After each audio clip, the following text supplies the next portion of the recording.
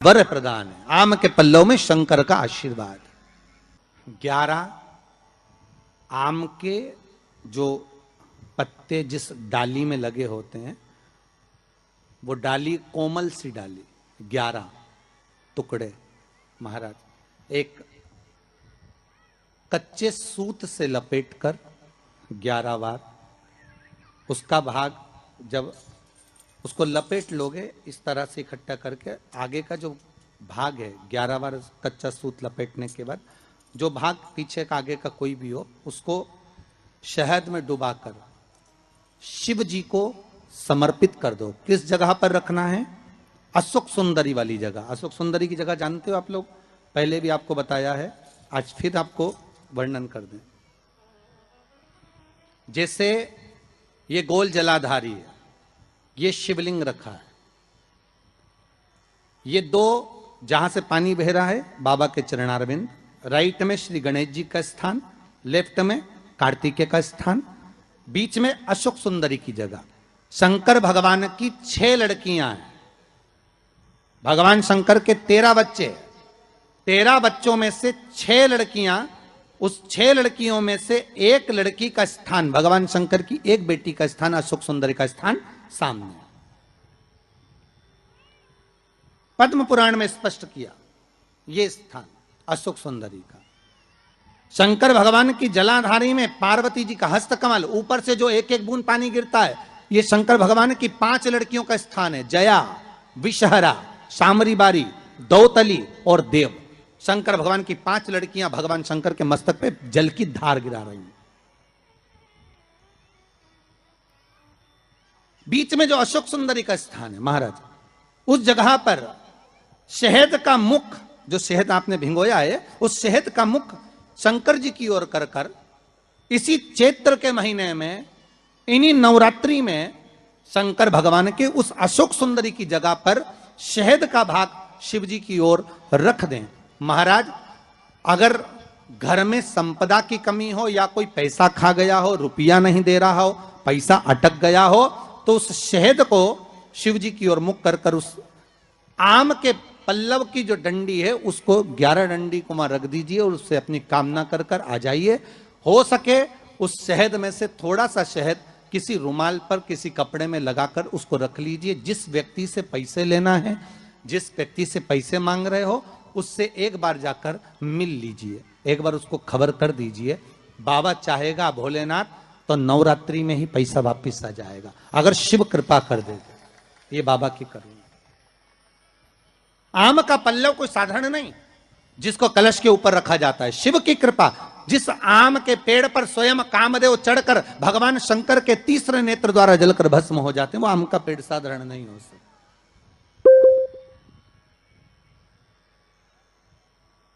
सहज नहीं है।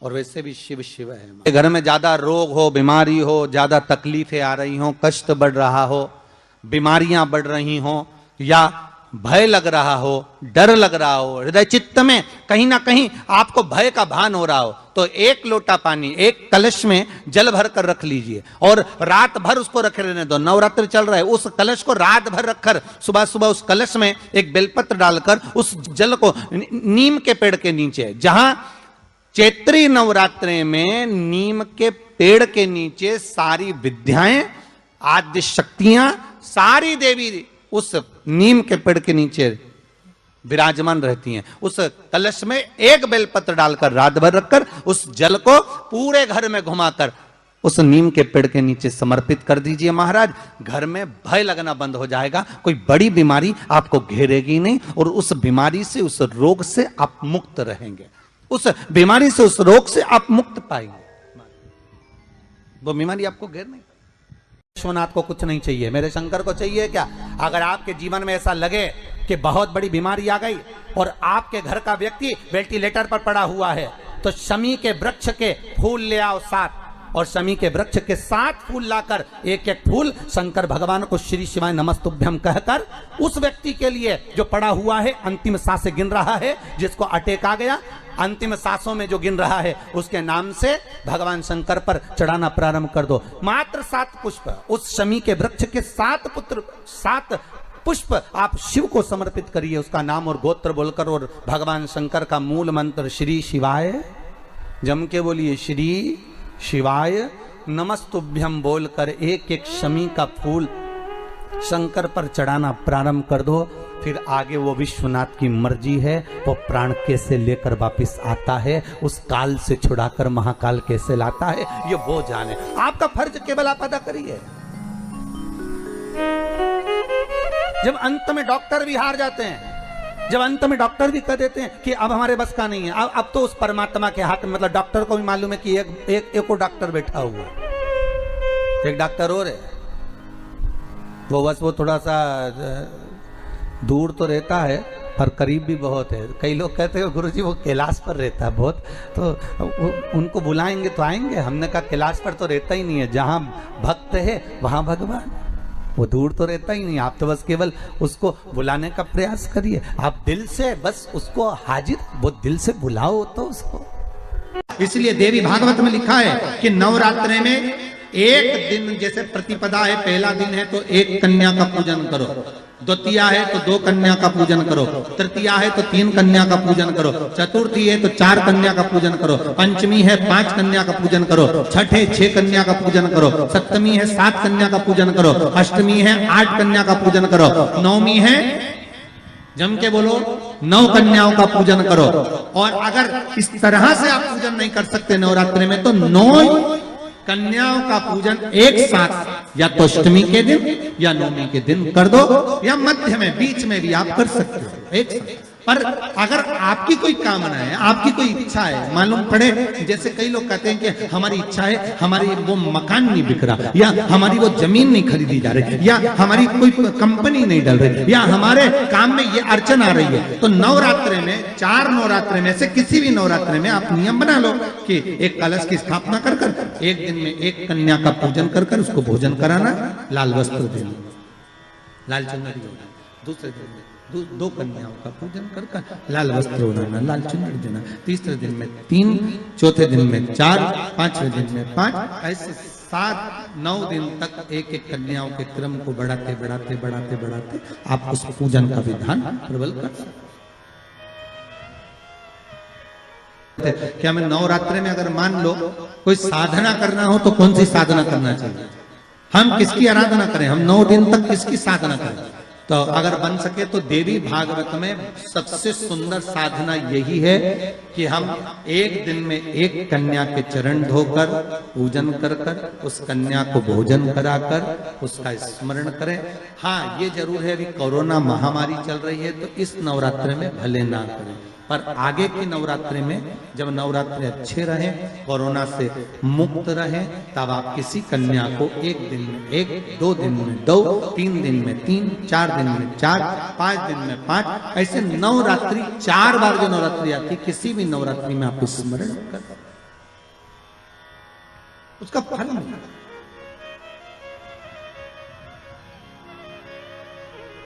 उसका फल होगा।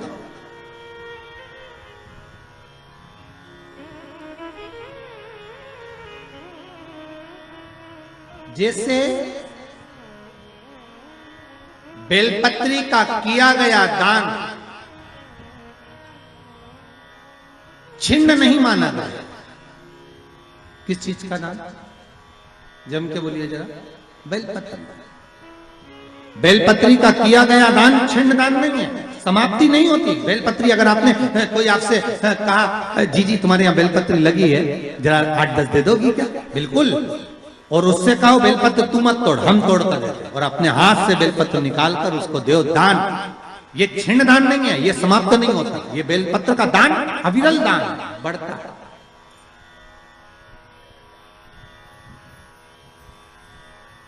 सुख का भान ये छिन्न होने वाला नहीं। अभी प्रिय है पुष्प में आंक का पुष्प, जो आंकड़े का पुष्प होता है शंकर को बड़ा प्रिय है। और दूसरे नंबर पर शंकर को प्रिय है शमी का पुष्प, बहुत ध्यान देना महाराज। तीसरे नंबर पर शंकर को प्रिय है महाराज सरसों का पुष्प, सरसों होती है ना जो राई अपन बोते हैं, सरसों बोते हैं, उसमें पीले कलर का जो पुष्प लगता है, हमारा तो निवेदन रहता है जब तक सरसों आए तो प्रयास करा करो कि सरसों के 108 पुष्प शंकर भगवान पर चढ़ाना प्रारंभ कर दो। महाराज ये पक्का है कि वर्ष भर कोई बड़ी बीमारी आपको घेर नहीं सकती अगर सरसों के फूल शिव को चढ़ रहे हैं तो। और प्रयास करना कि सरसों का जो पुष्प होता है, सरसों का जो फूल होता है महाराज, अगर कोई व्यक्ति को किडनी या लीवर से जुड़ी हुई कोई तकलीफ होती है या किसी व्यक्ति का एक्सीडेंट हो गया होता है और उसका कोई अंग रह गया हो, कोई शरीर का कोई भाग रह गया और वो काम नहीं कर रहा हो, जैसे किसी के पांव रह जाते हैं एक्सीडेंट के बाद, किसी का हाथ रह जाता है या कोई अंग काम नहीं कर रहा हो, वहाँ ब्लड पहुँच नहीं रहा हो, वो जगह एकदम सुन्न हो गई हो, खाली पड़ गई हो, तो उसके लिए शिव महापुराण की कथा कहती है कि सरसों के पुष्प 11 शंकर जी के राइट भाग में, जहाँ शिव जी के गण दरवाजे के द्वारपाल मणिभद्र जिस जगह पर निवास करते हैं, कौन निवास करते हैं? मणिभद्र। शंकर जी के दरवाजे के द्वारपाल हैं मणिभद्र जी। तो मणिभद्र दरवाजे के द्वारपाल में राइट भाग में मणिभद्र जी विराजते हैं। मतलब राइट भाग कौन सा हुआ? जब आप मंदिर से बाहर निकलेंगे तो राइट भाग, मंदिर में प्रवेश करेंगे जब राइट नहीं होना चाहिए, आप मंदिर से जब जाएं तो राइट भाग।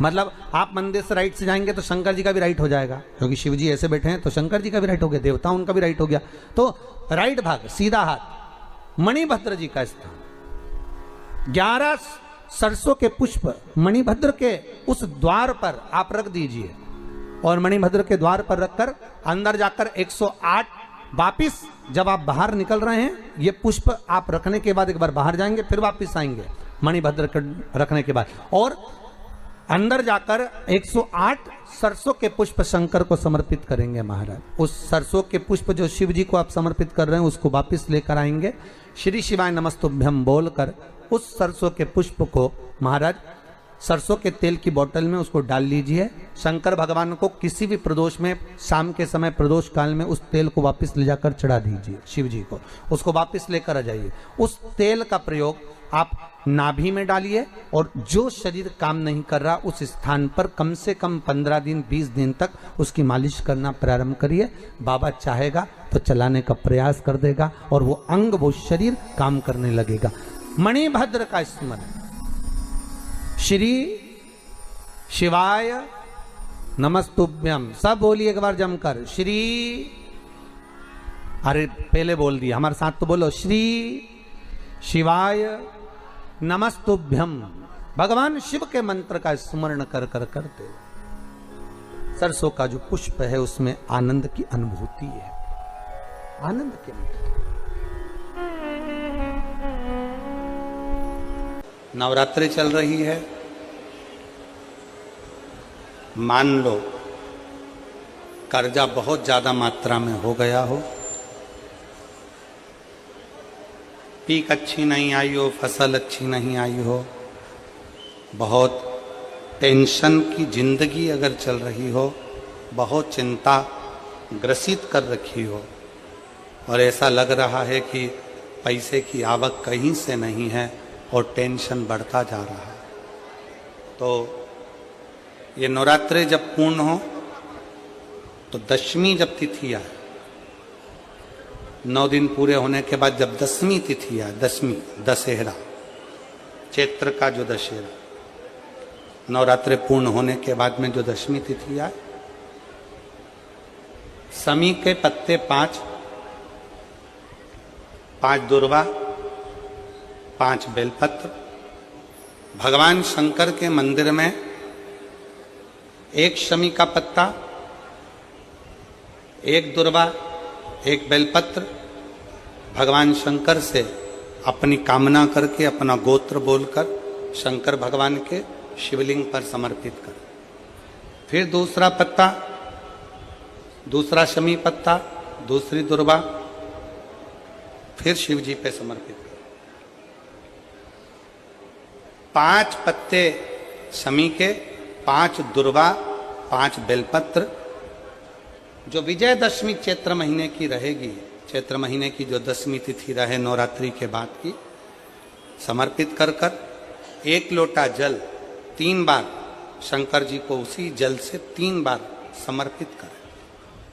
अपनी कामना कर कर चढ़े हुए जल का भाग थोड़ा सा लेकर आए, घर के दरवाजे पर, व्यापार के स्थान पर उसका सिंचन करें और हृदय से बाबा से प्रार्थना करें, बाबा तेरे भरोसे हैं, बहुत चिंता है, बहुत टेंशन है, कर्जा बहुत है, दुख बहुत है, व्यापार चल नहीं रहा, तुझे समान।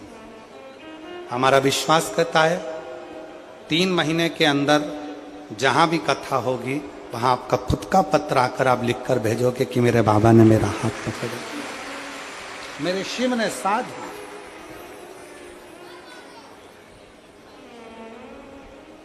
विजयदशमी पर शमी के पत्र की बड़ी महत्वता होती है।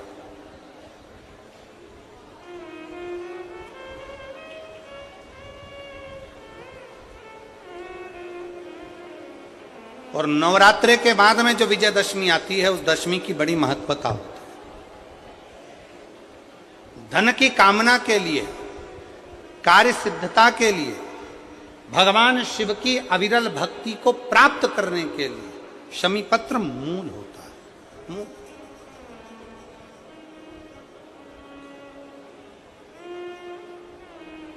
और हम तो बिल्कुल कहेंगे शहादा वालों से भी, और जितने आस्था चैनल पर कथा सुन रहे हैं, जितने टीवी पर कथा सुन रहे हैं, मोबाइल पर कथा सुन रहे हैं, कि कभी कभी 2 स्थान पर दीप लगाने में पीछे मत हटो। पहला, बेलपत्री के वृक्ष के नीचे।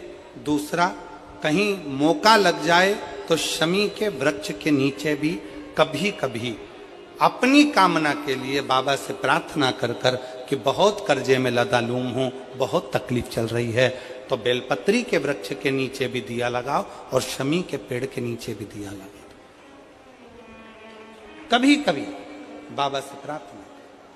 श्री शिवाय नमस्तुभ्यम, हर हर महादेव। पूज्य गुरुजी ने इस वीडियो में 23 सितंबर नवरात्रि दूज तिथि के विशेष उपाय बताए हैं।